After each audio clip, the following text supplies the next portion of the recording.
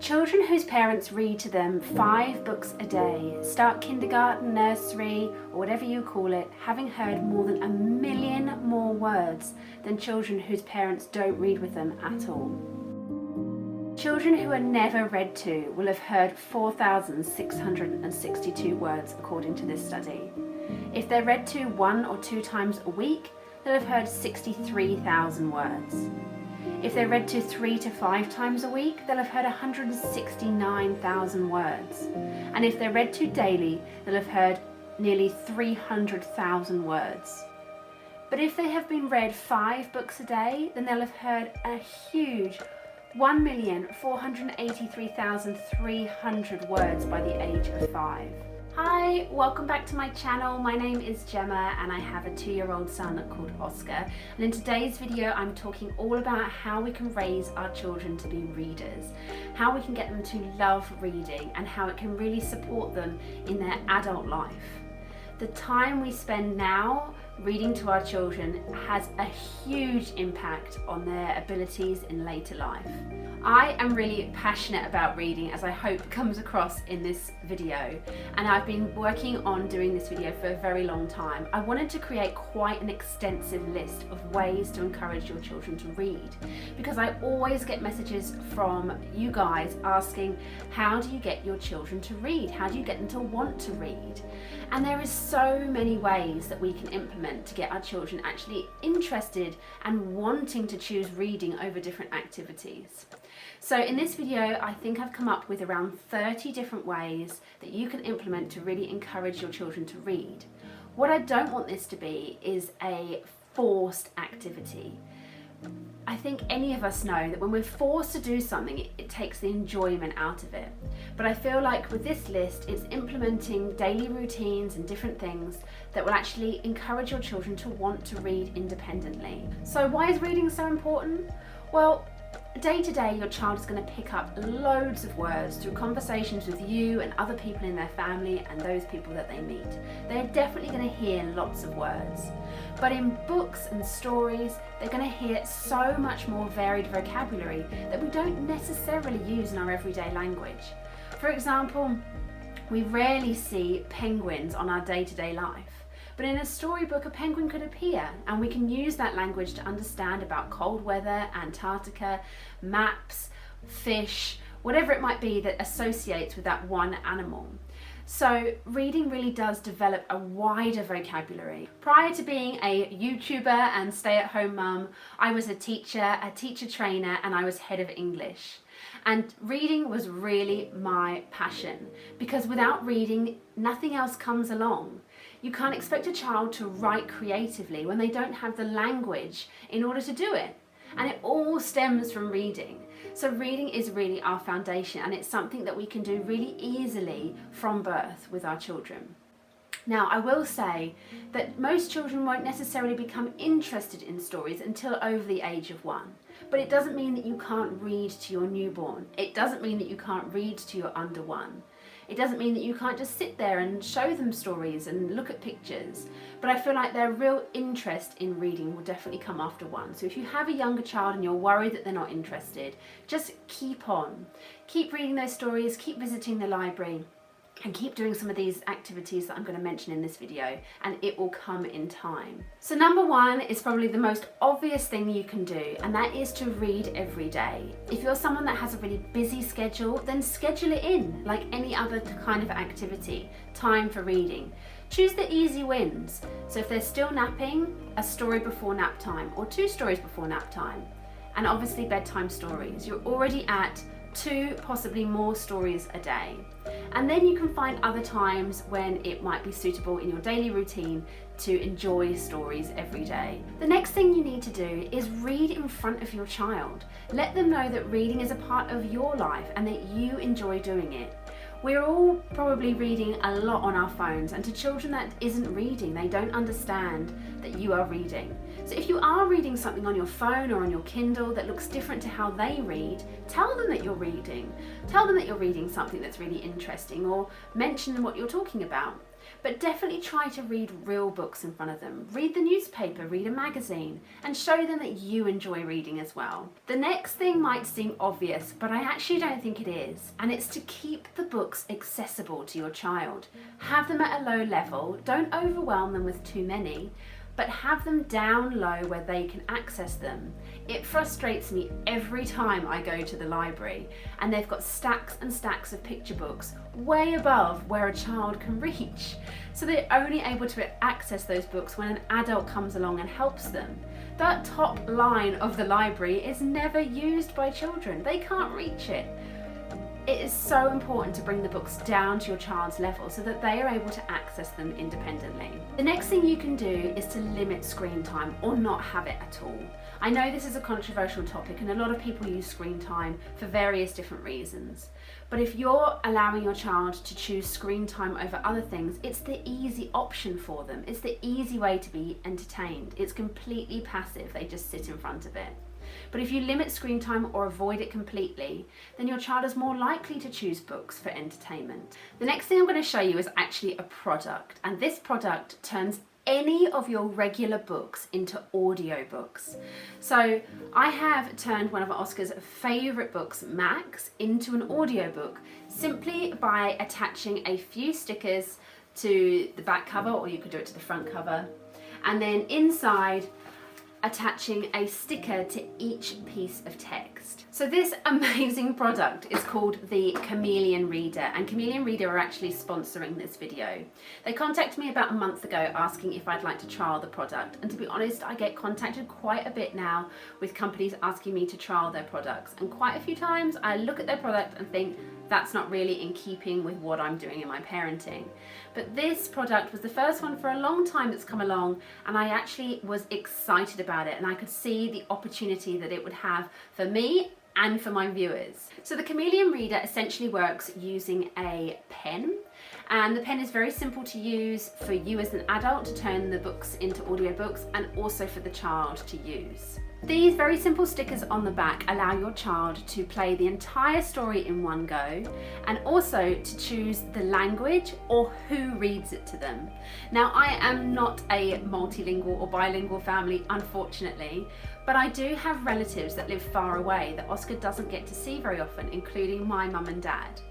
And very recently they were over on a holiday to visit us in Ireland, and I got my mum to record on to this book. So I've recorded in green and she has recorded in yellow, and my husband has recorded in blue, and my dad has recorded in red. So Oscar can have this story read to him by whoever he chooses. So to get him started up with his audiobook, I just turn the pen on and then ask him who he'd like to read the story. So he tends to choose his Nana because that's the favourite person at the moment. So she's yellow, so I'll just tap yellow on the palette on the back. And now every time he taps a sticker inside, it will be read by my mum. But one summer, the shop was very quiet and there were fewer customers to greet. Oh, you do the next one. Bob seemed sad. And then when he's finished, we turn it off. I see such huge potential in you using this. It allows Oscar to reread books on his own. It allows him to hear a voice that he is familiar with.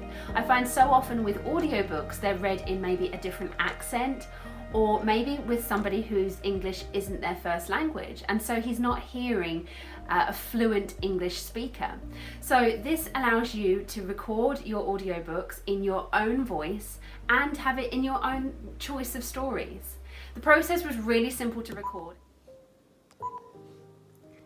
Tim helps his mum and dad with everything on the farm, and so they call him Farmer Tim. Being helpful leads to many wonderful adventures with his family.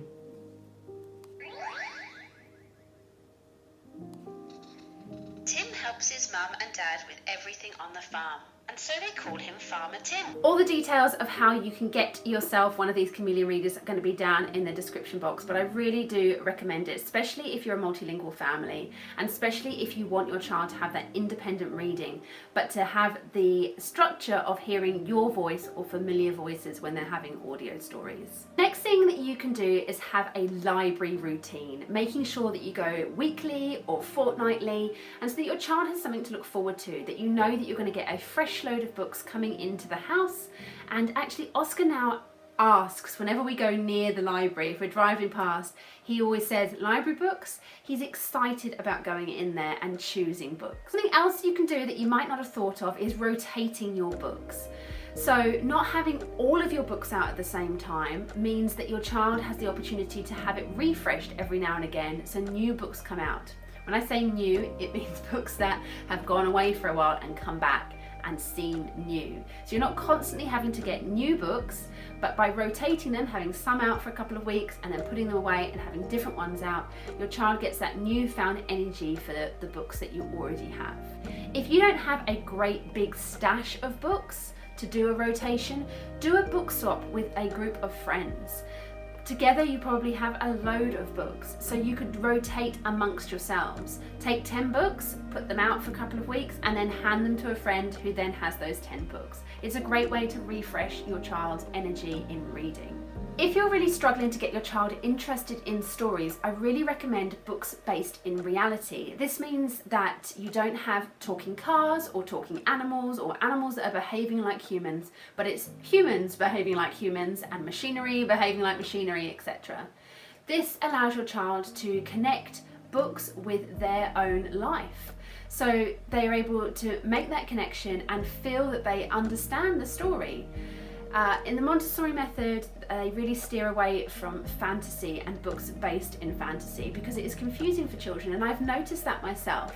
I'm not particularly strict on it, and we do have books where animals talk, but I know from my experience with my son, he much prefers it when it is humans talking and not animals talking. He actually gets really confused. We have one book where there is a bird dressed as a train driver and drives the train, and he is so confused by it because he knows that birds are outside and are bird feeder or whatever, and to have it driving the train really confuses him, and so he actually doesn't like reading that book. To increase your child's engagement when reading, ask them lots of open-ended questions where they can get involved in the story. You can ask them things like, what can you see on this page? What's happening here? What's the tractor up to? This oral storytelling is really going to increase their language understanding and allow them to be creative with their storytelling.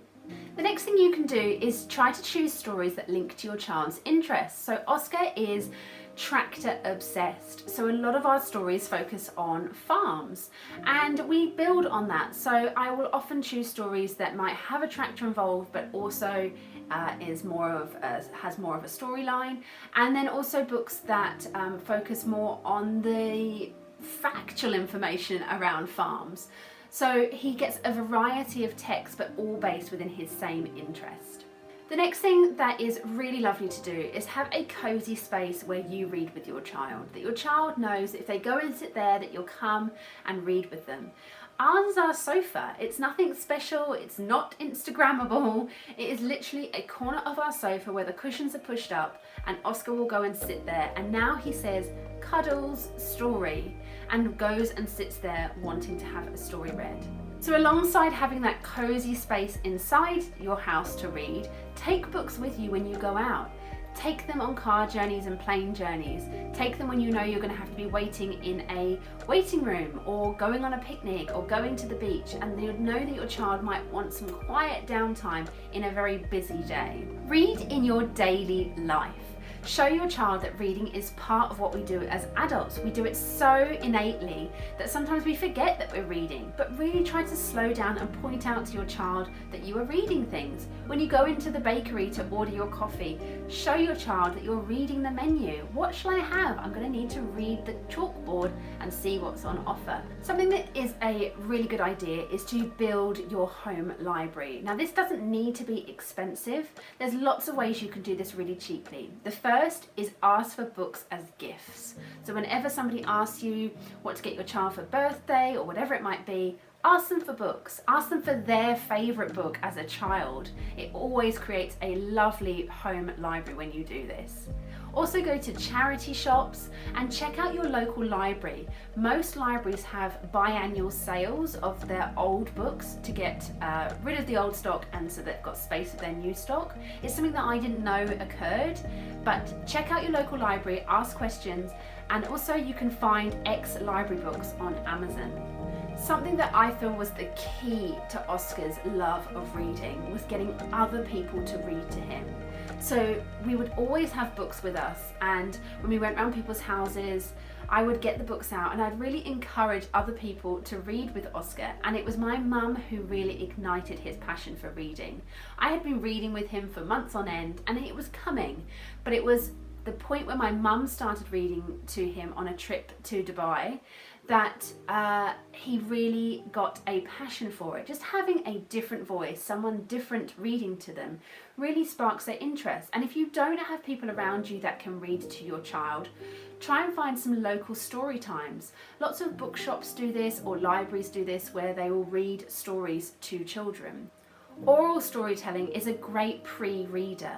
It's allowing your child to tell stories without needing to read text. So at this young toddler age where they're not able to read, they're still able to tell you a story. Encourage the language, repeat back sentences in more grammatically correct ways to them, but allow them to control the story. Linking to oral storytelling is finding books that have pictures but no words. And when I'm talking about that, I'm talking about quite detailed pictures. This one is absolutely gorgeous and it is linked in my storefront. But it tells the story of an octopus that gets washed up in a storm. Now, when I say it tells the story, it's telling it purely through pictures. And so the story that we tell changes day on day. I really love books like this because it encourages Oscar to tell the story as well, to pick out things that he finds interesting in the pictures and to talk about them. The next thing to do is to remember that you don't need to read a story cover to cover. So often I see parents in libraries trying to read to their child who's not interested past a couple of pages. That's absolutely fine. Our children don't have the attention span of an adult, and so reading a couple of pages is absolutely fine to start with. The next thing you can do is encourage your children to read other things other than books. So magazines is a great place to start. Head to your local newsagents and get them to have a look at the shelves. Oscar picked out this one, no surprise, Classic Tractor, and it is amazing. So it comes out monthly. So far we've only got one, but we are eagerly awaiting the second one. And it has loads and loads of pictures of tractors at work, photographic images, and he's absolutely obsessed. He talks about things that are happening in the picture, and the language that comes from reading these magazines is absolutely astounding. He can name pretty much any farm machinery now. You could even consider getting a magazine subscription or ask that as a gift for your child. So it might be something that they're interested in. I know National Geographic do magazine subscriptions if your child is interested in animals or plants or places around the world. It'd be a great idea to get them a magazine subscription. When you're thinking about placing books around your home, have them in easy accessible areas where your child is going to naturally find them. So we have books on a low shelf in our playroom, we have books in our living room, under the coffee table, and we also have a book box upstairs on the landing that Oscar can find his book for his bedtime story or bring a book into our room in the morning. So these easy accessible points in our house where books are available to him allows him to choose reading. Something you can do if you've found a book that your child really loves is to do beyond the book play. And there are so many ideas on Pinterest and Instagram for things that you can do. But essentially beyond the book play is taking what the story is about and allowing your child to physically play with things that link to that. So if you're reading a farm story, then have a little book bag that might include the book and some farm animals, and so they can reenact what's happening in the story. It helps them because they're using the vocabulary from the story in their own play, and by doing this it's embedding that language in their brain. So they can hear the language, but if they never do anything or never use that language, it's not going to stick. But beyond the book play allows them to develop the language from the story and use it in their everyday life and play. If your child is struggling to become engaged in a particular story, get creative with the text. It might be that the pictures are too simplified and don't hold their attention for long enough, but the text is quite long. So shorten the text down, be creative. Change the names of the characters to be names that they're familiar with. If there's a cat and you have a cat, call the cat your cat's name.